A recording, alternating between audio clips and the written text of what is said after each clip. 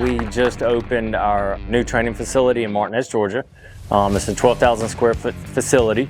And we're looking to host, upwards of 400 to 500 apprentices. Our goal is to do more hands-on training in the classroom so that if an apprentice gets on, a larger scale job, they may miss certain aspects of being an electrician.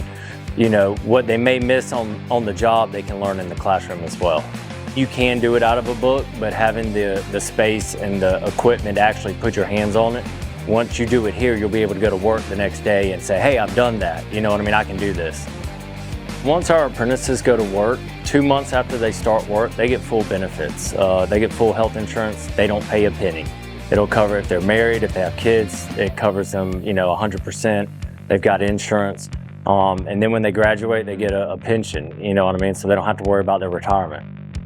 Our numbers are growing. We anticipate that number to continue to grow. We got a lot of work coming out of SRS, Savannah Riverside. We're also looking at data centers. We're currently building one. Probably has about 400 or 500 electricians on it right now, but there are talks of 4 or 5 additional data centers.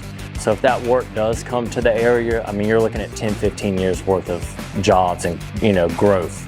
We'll be able to employ more people in our community, give them good, a career, not just a job. And this will be the start of that.